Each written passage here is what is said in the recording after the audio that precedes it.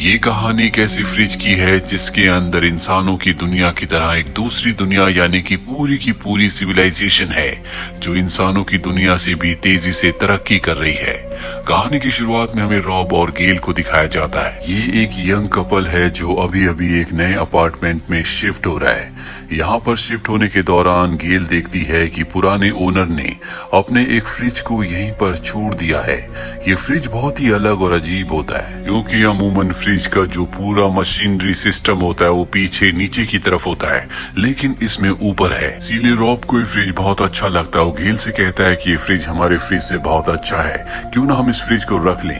गेल को इस बात से कोई फर्क नहीं पड़ता। वो कहती है कि आज हम नए अपार्टमेंट में शिफ्ट हुए, क्यों ना हम ड्रिंक पिए।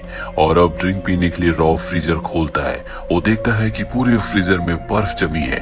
वो किसी तरह से आइस ट्रे निकाल कर उसमें से आइस क्यूब अपने ड्रिंक्स में डालता है और जब वो ड्रिंक पी रहा होता है तभी उसे आइस क्यूब में कुछ अजीब सा दिखता है। वो आइस क्यूब को गिलास से निकाल कर टेबल के ऊपर रख देता है और वो गेल को बताता है कि इसमें कुछ अजीब है। ये दोनों के दोनों जब ध्यान से देखते हैं तो पूरी तरह से हैरान हो जाते हैं। इन्हें अपनी आंखों पर विश्वास नहीं आता और अपनी बात को कंफर्म करने के लिए मैग्नीफाइंग ग्लास से आइस क्यूब को एक बार फिर से देखते हैं। इसके अंदर एक छोटा सा मेमथ होता है जिसे तीर मारकर मार दिया गया होता है। मेमथ दरअसल आज से हजारों साल पहले धरती पर हुआ करते थे, जो साइज में आजकल के हाथियों से बहुत बड़े थे। और जिस मेमथ को ये आइस क्यूब के अंदर देख रहे होते हैं उसका साइज बहुत छोटा होता है। इन्हें कुछ पलों के लिए कुछ भी समझ में नहीं आता और अब गेल फ्रीजर में से सारा सामान निकालती है क्योंकि उसे पूरा विश्वास है कि यहाँ पर और भी कुछ होगा। और जब भी फ्रीजर से आइस निकालते हैं तो वहाँ पर प्राचीन काल की पूरी एक सभ्यता होती है जो बहुत फास्ट काम कर रही होती है। ये लोग बहुत जल्दी तरक्की कर रहे होते हैं। ये लोग रॉब को अपनी आंखों पर विश्वास नहीं आता। उन्हें ऐसा लगता है कि वो किसी पिक्चर को फास्ट फॉरवर्ड में देख रहे हैं। फ्रीजर के अंदर का जो वक्त होता है वो आइस एज का वक्त होता है। चारों तरफ बर्फ होती है और अब जिस मेमथ की बॉडी इन्हें आइस क्यूब के अंदर मिली थी, रॉब उसे अपने घर के पॉट की मिट्टी में दफना देता है। ऐसा करते हुए रॉब को बहुत दुख होता है।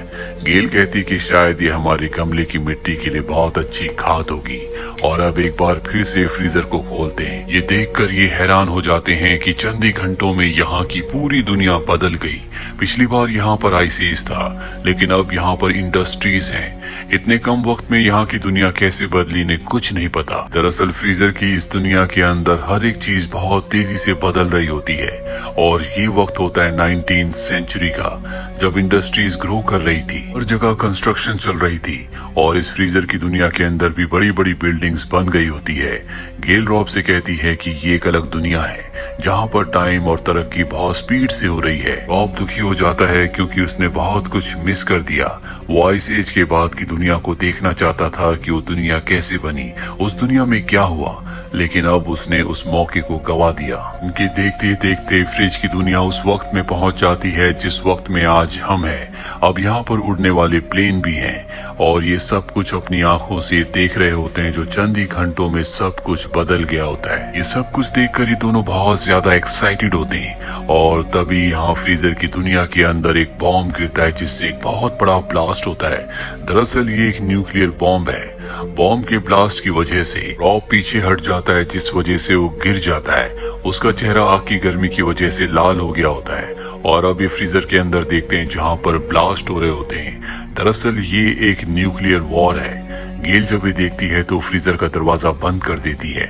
रॉब कहता है कि अब क्या होगा। गेल कहती है कि मुझे नहीं पता, फिलहाल मुझे भूख लग रही है और इसके बाद ये खाने के लिए कुछ ऑर्डर कर दें। 1 घंटा बीत जाता है। रॉब कहता है कि हमें फ्रीजर की दुनिया को देखना चाहिए कि अंदर क्या हुआ, क्या वहाँ के लोग बचे होंगे, क्या उन्होंने सब कुछ ठीक कर दिया होगा। गेल कहती है कि मुझे नहीं लगता, मुझे लगता है कि वो पूरी दुनिया खत्म हो चुकी होगी। और अब रॉब फ्रीजर का दरवाजा खोलता है और जब वो अंदर देखता है तो उसे अपनी आंखों पर विश्वास नहीं होता। ये हमारी दुनिया से भी बहुत आगे की दुनिया होती है जो बहुत ही ज्यादा हाईटेक होती है। यहाँ पर फ्लाइंग कार्स भी बन चुकी है, साथ ही दूसरी टेक्नोलॉजीज भी बहुत ज्यादा ज्यादा हाई होती है। ये दोनों के दोनों ये देख ही रहे होते हैं, तभी शहर के बीचों बीच एक ऑब्जेक्ट आता है जो कि पिरामिड के शेप का होता है, और इसके बाद वो पूरे शहर की एनर्जी को कंज्यूम करना शुरू कर देता है और अगले पल वो डायमंड शेप का हो जाता है। इसके बाद वो डायमंड शेप का ऑब्जेक्ट पूरे शहर को अपने अंदर समा लेता है और ब्लास्ट हो जाता है, जिससे बहुत रोशनी पूरे घर में फैल जाती है, जो देखकर गेल और रॉब बहुत खुश हो जाते हैं। इन्हें देखकर बहुत अच्छा लग रहा होता है कि तभी अचानक से सभी रोशनियां एक बार फिर से फ्रीजर के अंदर चली जाती है और गायब हो जाती है। ये देखकर ये दोनों की दोनों उदास हो जाते हैं। इन्हें कुछ समझ नहीं आता कि फ्रीजर के अंदर जो लोग थे वो कभी वापस आएंगे भी या नहीं। हालांकि रॉब को थोड़ी बहुत उम्मीद होती है, लेकिन गेल को इस बात की उम्मीद नहीं है, इसीलिए अब रॉब फ्रीज के प्लग को निकाल देता है। अगली सुबह एक बार फिर से रॉब और गेल दोनों के दोनों फ्रीजर के पास आते हैं और फ्रीजर का ढक्कन खोलते हैं, और जैसे ही उसे खोलते हैं अंदर से ठंडी ठंडी हवा धुआं बनकर बाहर निकलती है। जब ध्यान से देखते हैं तो एक बार फिर से आइस एज शुरू हो चुका होता है, यानी समय का वो चक्र जो एक रात पहले शुरू हुआ था वो आज फिर से शुरू हो चुका है। कुछ ही पलों में ये डायनासोर्स भी देखते हैं जिनके पास कुछ एप्स भी होते हैं, और ये एप्स इंसानों के पूर्वज हैं जिन्हें सेपियंस भी कहा जाता है। इन्होंने एक डायनासोर का शिकार किया होता है, लेकिन तभी एक दूसरा खूंखार डायनासोर आ जाता है जो इन सब को मार देता है। दरअसल इस फ्रीजर के द्वारा हमें हमारी दुनिया के बारे में बताया गया है कि किस तरह से दुनिया बार बार बनती है, बार बार खत्म होती है, किस तरह से इंसानों ने तरक्की की और किस तरह से वो आगे भी तरक्की करते रहेंगे। ये एपिसोड यहीं पर खत्म हो जाता है।